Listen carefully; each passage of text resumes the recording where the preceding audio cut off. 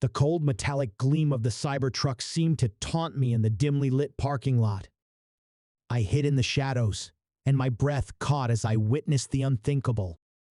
Arya and Daniel, entwined in an intimate embrace in the back seat, the same seat where my illusions of a happy marriage had been shattered. I felt a rush of anger and disbelief, a storm of emotions threatening to engulf me. I clenched my fists, my knuckles turning white as I tried to comprehend the scene unfolding before me. Arya's laughter, which had once been the melody echoing through our house, now sounded dissonant, piercing my ears. The silence of the night was broken by soft whispers and stolen kisses that echoed through the interior of the cybertruck. Questions swirled in my head, the answers to which could change the course of my life. How long had this betrayal lasted? Was it the reason for the late-night phone calls and secret dates? Unable to tear my gaze away, I eavesdropped on fragments of their conversation, a painful dialogue that imprinted itself into my memory. Arya spoke in a conspiratorial whisper. Oliver will never understand. He's too immersed in his own world to see the real me. Daniel replied with a sinister smirk. Well, he'll have to wake up eventually. This cybertruck is just the beginning. I have something to brag about. The words hung in the air, a poisonous mixture of arrogance and mendacity. My heart raced, and I struggled to catch my breath, realizing the reality of their affair. Arya's laughter intensified, and Daniel's smug satisfaction cut through the night. It was a symphony of betrayal, each note intensifying the pain that gripped my soul. As they continued their secret rendezvous, I retreated into the shadows, becoming a silent witness to the destruction of a life I once thought was perfect. Cybertruck, now tainted by infidelity, stood tall as a symbol of the shattered illusions that awaited me outside that cold parking lot. The encounter with Arya, the night after the revelation in the parking lot, had been a violent clash of emotions. The air in our house crackled with tension as I couldn't contain the hurricane raging inside me. "Why, Arya? How could you?" I demanded, my voice shaking with anger and heartache. Arya, her eyes filling with tears, struggled to find the words. "Oliver, it's not what you think. I didn't mean for things to go this far." I paced around the room, frustration and betrayal blazing in my chest. "Not what I think? I saw you with him, Arya. In the back seat of his damn cybertruck." She reached out to touch my arm, and the gesture only fueled my anger. "Oliver, our marriage has been falling apart for a long time. It's not just Daniel or Cybertruck." The room echoed, shattering my illusions. "So what? It's my fault." I spat, my words soaked in resentment. Arya sighed, her shoulders slumping under the weight of guilt. "No, it's both of our fault. We lost sight of each other. Maybe this is a wake-up call for us to make things right." The thread of our marriage hung in the air, and for a moment I pondered her words. Would we be able to rebuild what had been destroyed, or was it too late?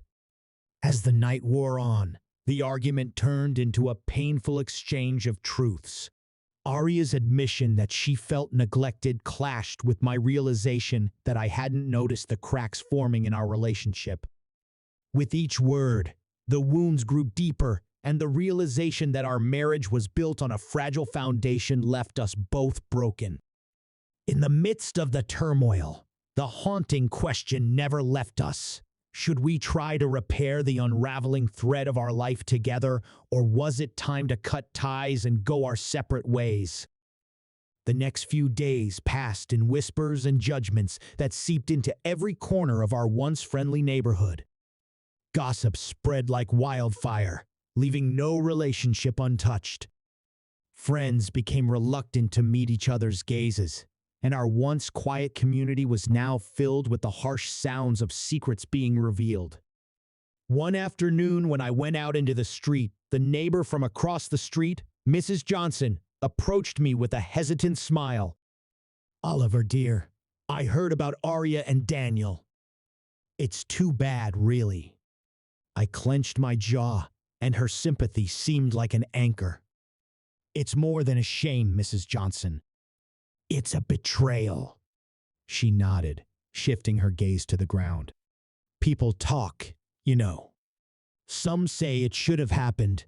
Some say they choose sides. It's a mess." Arya, who was nearby, joined the conversation with a forced smile.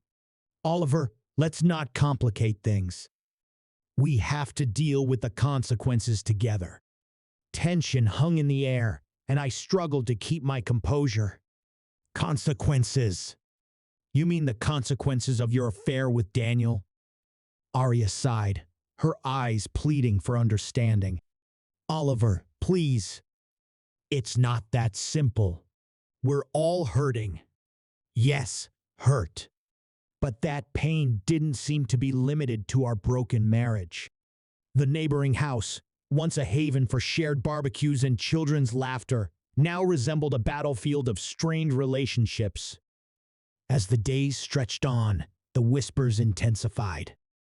The supermarket became the center of secret conversations, and secret meetings were held on park benches. One evening at a local cafe, I overheard two neighbors discussing a scandal. "James, have you heard about Oliver and Arya?" "Joseph, yeah, that's all everyone is talking about. Although I never thought their marriage was perfect." "James, but in the backseat of Daniel's cybertruck. That's a new level." The realization of this fact hit me like a punch in the gut. Our personal tragedy had become a public spectacle, a topic of idle conversation over coffee and pastries. Amidst neighborhood whispers, alliances were formed and dissolved, and the once united community split into factions. The repercussions of Arya and Daniel's actions extended beyond our marriage, leaving neighbors entangled in a web of judgment and secrecy. The once secure bonds now hung by a fragile thread, and the path to reconciliation seemed increasingly elusive.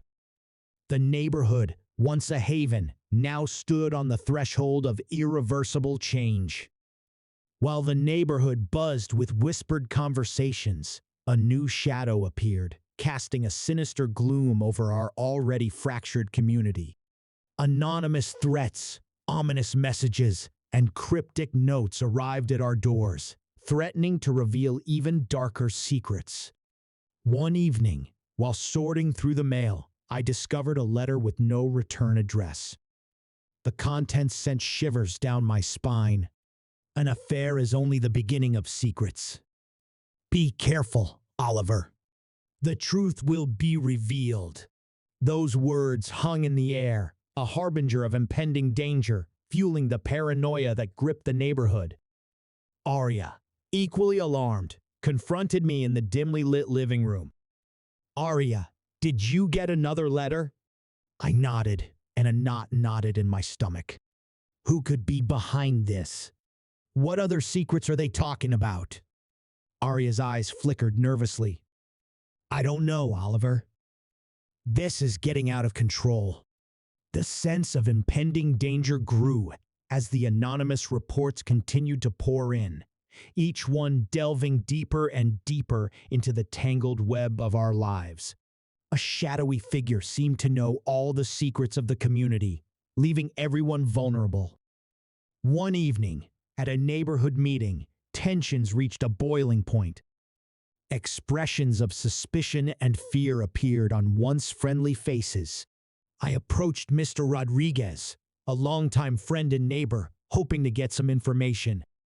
"Oliver, have you received any threatening letters, Mr. Rodriguez?" Mr. Rodriguez sighed, frowning his eyebrows. "Yes, Oliver. We've all been getting them. It's like someone is watching us and waiting for us to reveal our darkest secrets." It hit me.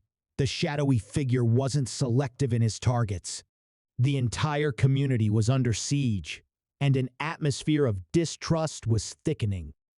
As the threats intensified, a palpable fear settled over the neighborhood. Shadows seemed to lurk around every corner, and once safe streets now seemed treacherous. Our lives became an uncertain dance, with a mysterious figure pulling the strings. As fate would have it, the threat brought unlikely allies together. Mrs. Johnson, always at the center of neighborhood gossip, approached us with a determined gleam in her eyes. "Mrs. Johnson, Oliver, we have to find out who's behind this. This is tearing us apart." The air in the neighborhood was thick with tension, a palpable force looming over us as we faced the culmination of relentless threats. The final chapter was looming, promising either closure or further descent into the abyss. As neighborhood residents gathered for a meeting in the park, the atmosphere was filled with anticipation. A mysterious figure promised revelation, and each resident, burdened with secrets of their own, felt the weight of the impending revelation. The park, once a place of laughter and shared pastimes, was now a battleground of uneasy alliances and strained camaraderie. I found myself standing next to Mrs. Johnson, an unlikely ally who had become my confidant in my search for the truth. "Mrs. Johnson, Oliver, we have to be prepared for what comes next. Whoever is behind this knows more than we realize." I nodded, a look of gratitude in my eyes. "You're right. We can't let them tear us apart." As the meeting began, the ominous message of the mysterious figure echoed through the crowd. "The time for secrets is over. Prepare to know the truth." The reveal was imminent, and the neighborhood residents held their breath. There was silence in the park. Everyone waited for the unmasking of the mysterious tormentor. Arya, her eyes full of fear and regret, approached me. "Oliver, whatever happens, we have to face it together. We can't let this keep us completely apart." The sincerity in her voice caught me off guard, reminding me of a shared history we couldn't so easily dismiss. In that moment, our collective vulnerability became painfully obvious. As the tension peaked, a mysterious figure stepped forward, her identity hidden in the shadows. A voice, distorted and eerie, echoed through the park. "The mysterious figure, you thought you could hide your secrets, but the truth always finds a way out.